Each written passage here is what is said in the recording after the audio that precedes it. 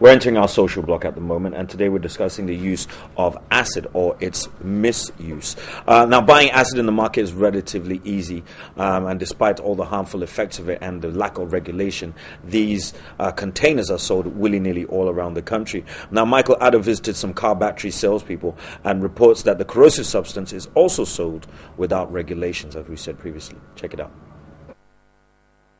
There are numerous uses for acid. They are often used to remove rust and other corrosion from metals in a process known as pickling. They may be used as an electrolyte in a wet cell battery, such as sulfuric acid in a car battery. A visit to some car battery sellers at Abosokan revealed one can buy a beer bottle of acid at 10 Ghana cedis. Owner of the Kolebu Road battery shop, Theophilus Apenaya, said following the recent attack, his outfit now records vital information of patrons of the substance. Hitherto, persons who wish to buy just walk in without providing any information. People come without buying batteries. They come to buy acid. We said to them. But because of what happened last time, we started collecting telephone numbers. Even though there have been several reports about the use of acid to commit crime, the news about the acid attack on New Patriotic Party's Upper East chairman has left the whole country in shock. Even more, there appear to be no law regulating the sale of acid despite its deadly nature. Okay, now we're going to be looking at several aspects of this issue this morning. And joining me in the studio, I have Nana Kwesi Ewa. He is a legal practitioner, and also Dr. George Bediako Nketia, who's a family physician at Kolebu Polyclinic. Good morning to you both. Good morning. Doc, I'm going to start with you because obviously we've brought this issue up because of the tragic passing of an individual who was doused with acid. Could you give us a breakdown of what actually happens to the human body when it comes into contact with this corrosive substance? Well, let's start with some types of acids. You know, acid is basically a chemical substance with specific characteristics. That depends on how it's going to be, so what it's going to be used for. It's even used in the homes, vinegar, which is acetic acid, even in food preservatives, carbohydrates, that was said, sulfuric acid. So depending on the type and the concentration.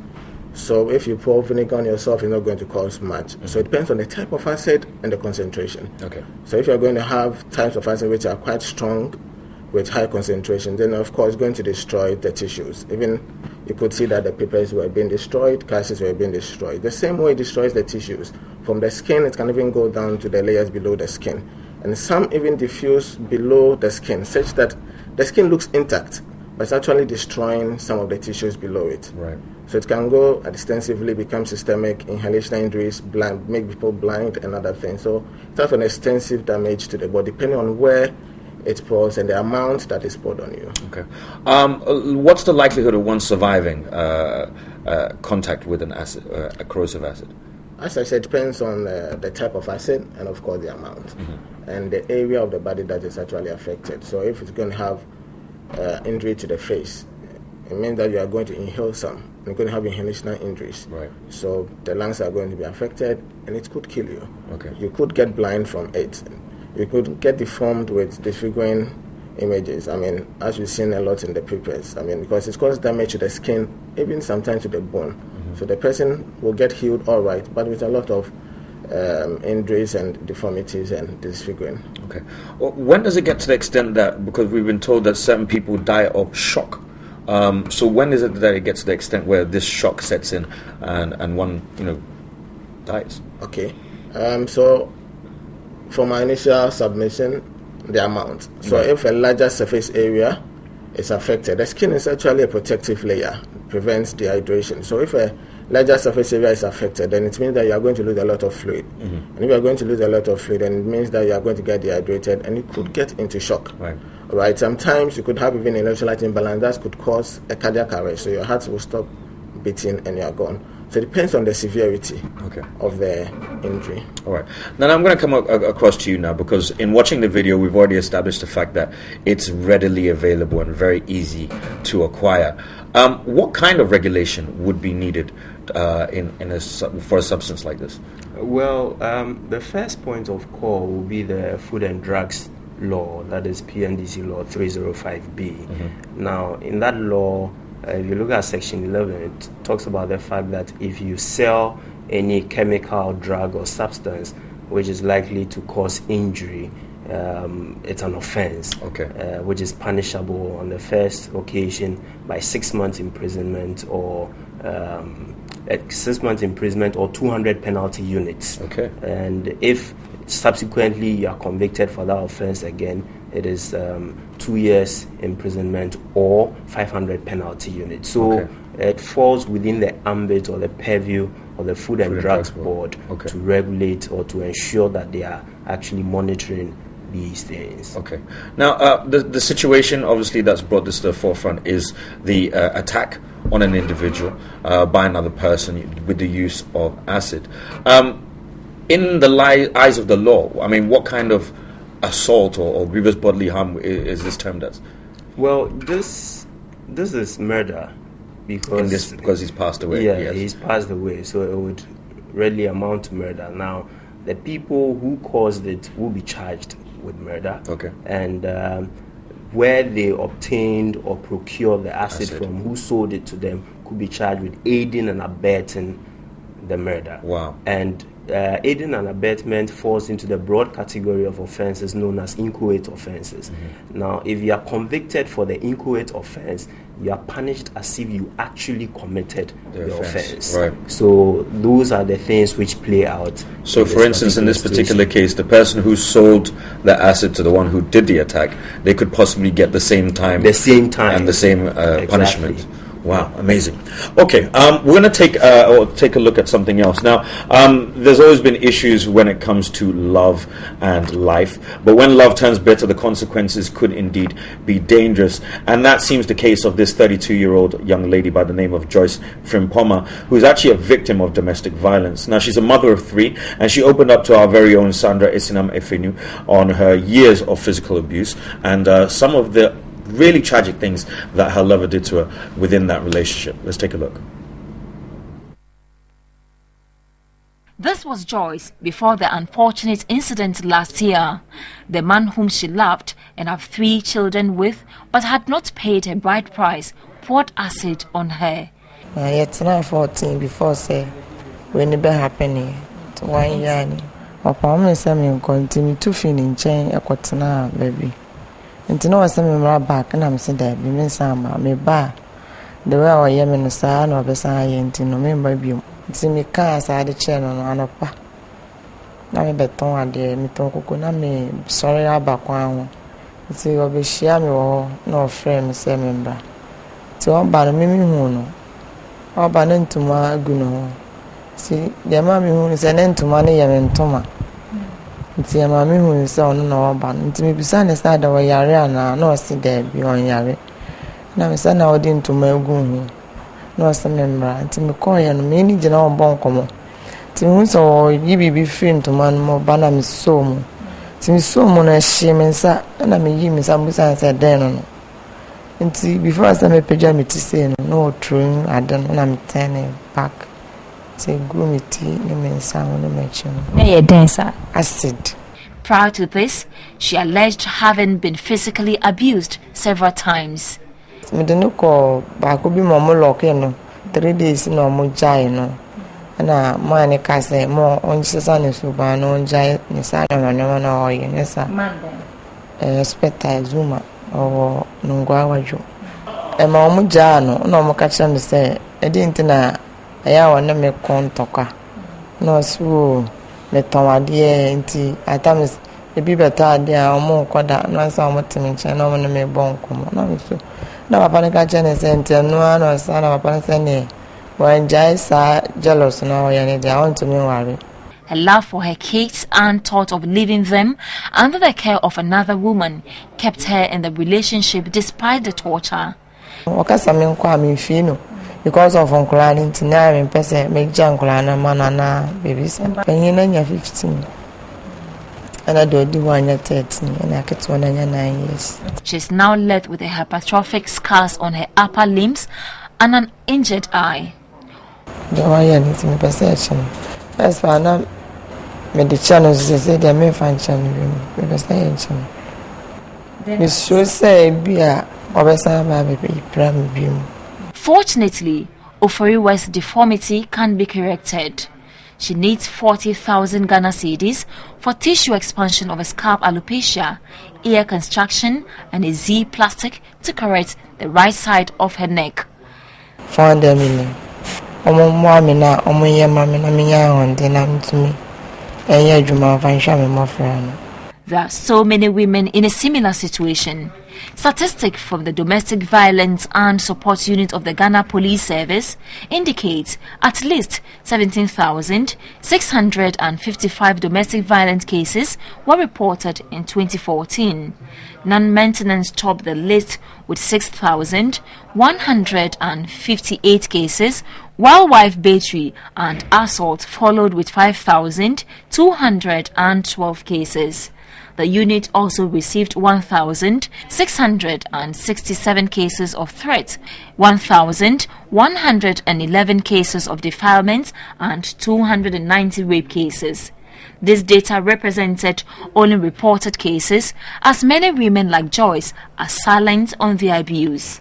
For now, Joyce is appealing for public support to correct her deformity. Donations can be channeled through the TV3 Social Support Fund or hand-delivered at TV3.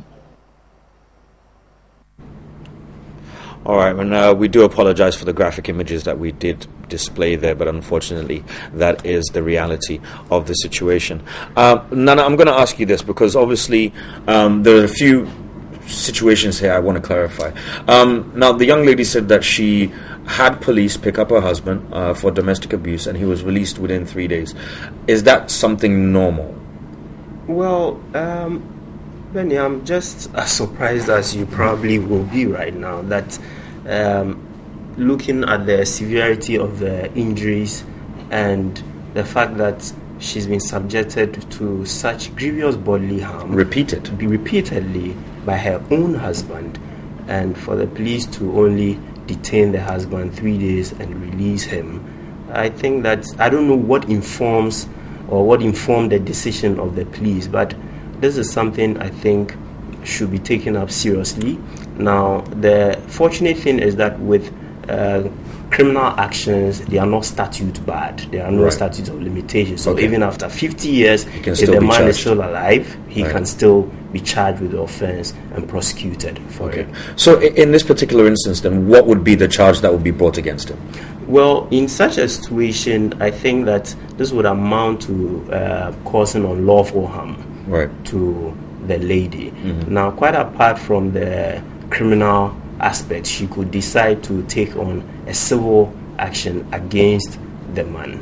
So that would be in regards to maybe loss of income, damages, and emotional of course assault as well. Assault. There is a tort cause of action known as assault. Doc, let's get back to the medical side of things, because obviously you saw the images that were there, very graphic. The woman had been hurt very seriously. For those at home, we want to start off on the first aid angle. If somebody has been come into contact with corrosive acid, what should be the first point of call? Initially, even at home, there are a lot that one can do. One is getting away from the exposure area or for whatever that is causing the arm. Two is to get the contaminated clothing off. And three, most of the time, a lot of people will not, but just to dilute or wash off the substance. So go under a shower running for water. just about 15, 20, even to 30 minutes, just run it off and get to the nearest hospital. That's the basic thing that one can do, at least to limit the damage that the acid will be doing on the body. And she mentioned that the treatment, in order to put her in the place that she wishes to be, is 40,000 Ghana cedis. Is that accurate, or is that? I think it's even less, because now you realize that the cost of treatment when he went initially to the hospital wasn't included. Right. I mean, this thing can lead to stay at the hospital for months, and that is a lot of cost. And the treatment is also very expensive. After that, we are talking about psychological issues here. You need psychologists just to get this lady going. And after that, the reconstructive surgery as well. You need to bring in the plastic surgeon. And of course, sometimes, because the eye is gone, sometimes you need to bring in the eye specialists as well, and it can be costly. Okay. Nana, I want to come back to the legality of this, because obviously there's a few underlying issues. One, obviously the regulation of the sale, or where people are getting these from, and obviously the second part is the act. Obviously, people actually committing this act and dousing people with acid. Now, in regards to the Food and Drugs Board right now, what could or should they be doing in order to assist or affirm the fact that they are in charge and try to regulate the sale of these products? Well, the Food and Drugs Board, under the law, they have enforcement powers. Now, with enforcement powers, that would mean that they have the mandate under the law to go after these people, to identify the people who produce these chemicals, one, and two, also to confiscate these chemicals and destroy them. Right. And then apart from that, they can also go ahead to ensure that these people are prosecuted, because the law makes it an offense to sell such chemicals, right, because of the danger that they pose when used. So the Food and Drugs Board can set in motion their enforcement powers under the law and go after them. Okay. Doc, also on the medical side, once again, obviously, you mentioned that there's a psychological factor to all of this. The young lady, as you can see, her demeanor is very meek. She seems to be a bit subdued. Is this common to anybody who's been through somewhat of this form of attack? Yeah. Of course, a lot of the chronic diseases, coming to realize that you cannot do what you used to do. Of course, sometimes you get so handicapped that you cannot work and you become dependent on people, can actually get you quite depressed, and sometimes can be quite severe, that they have to be put on medication, they have to see their psychologist to help them through. So sometimes the psychological aspect, which most of the time we neglect, is a big factor when it comes to their management. All right. And I want to just expand on this a little bit more, because part of the psychological issue that she's having as well is her children. She said she stayed in this relationship because of the children, even though she was being abused. Nana, in this instance then, once the parents, one is incapacitated or disfigured, the other one seems to be on the run, what would happen to the children? Well, that's why we have the social welfare. Social welfare ought to come in and provide the needed support for these children. That is one.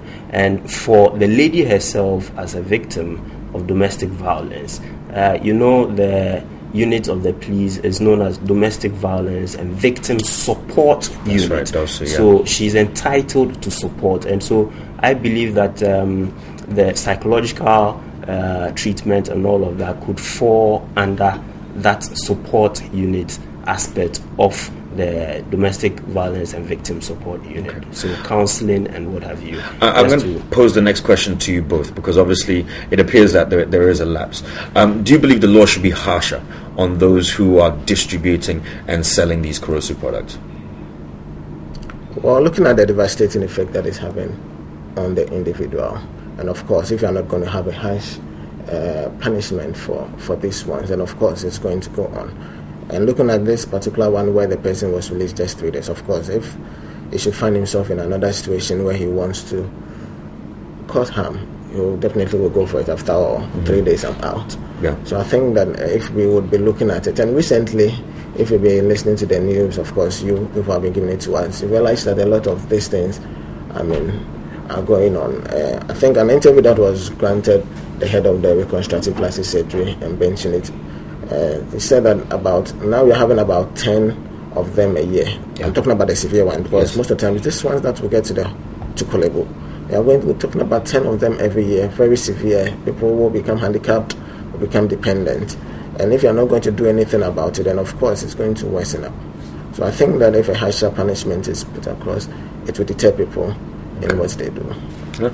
I agree with him on the point that the law should be harsher, but it's not enough to say the law should be harsh. It's about enforcement, right.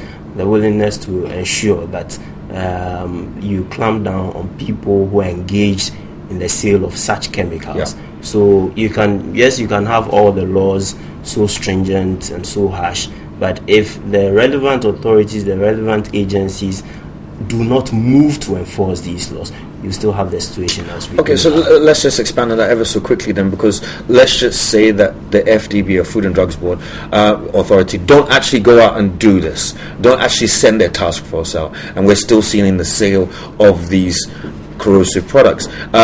Who answers them? Who do we take our plight to? Well, I think that this being an offense, a criminal offense, the police also have the mandate in the general scheme of things as keepers of the peace, law and order, to ensure that there is full compliance with the law. And so on failure by the Food and Drugs Board, I think that the police can also take it up and ensure that these things are brought to their lowest minimum. Okay. Now, Doc, I just wanted to go back to the first aid angle. Now, you mentioned that running water is the best, first aid that you can give to somebody who's been in contact with this. Now, we always have issues with getting to hospitals, getting medical care on time. What is the amount of time within, let's say, the contact with the corrosive substance, let's say pretty severely, as in like this particular attack, and the time that they get to a hospital? How short or how long can this possibly be without the person possibly going into shock or even dying on the way? Well, every minute counts here. Every single minute counts here. And depends on the acid as well, as I said, and how concentrated, and then the type. The acid, I said, there are types that can actually diffuse into the system and actually destroy. When you get the hospital on time, there are some antidotes that sometimes can be given to those of them. There are some that actually causes their damage immediately on contact. And as the substance is on the body, then it's still doing its thing. So the running water is one of the best, at least initially before you get to the hospital. And when it comes to the dehydration and other things to them, we are talking about the total body surface area that is involved. So if it's a very big area, then definitely you are going to get insured if you don't get the hospital early to be given some IV fluids. So it depends on a lot of factors. Okay. Doc and Nana, I want to thank you so much for everything that you've said this morning with us. What we're going to do right now is going to go over to Studio A, where Kevin is standing by, and he'll tell us what the people are saying on social media about the subject we're discussing right now. Thank you, Benny. Now we asked our viewers exactly how easy is it to access acid and the dangers that acid can bring as well. So let's just take some comments on what our viewers have been saying. Nana Osekweku says, good morning. It's very easy to get access to acid. Go to various magazines in the country and they sell acid like sachet water without asking or inquiring what the buyer intends to use it for. And he says it is very pathetic. Kialo says, as close as the next available car battery, sulfuric acid. Godwin is saying, God will punish those who did that. Hell is waiting for them. Rest in peace. That's for the regional minister who. Okay, let's go down here if we can get some more.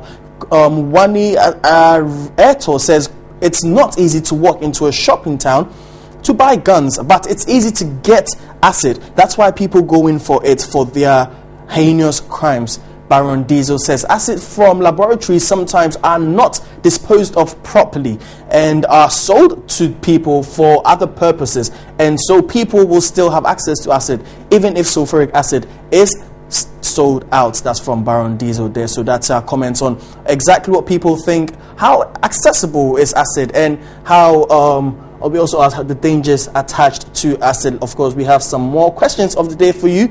We still have Akosua Japan, who is coming up on today's show, and we're asking you, she's celebrating 25 years of her career.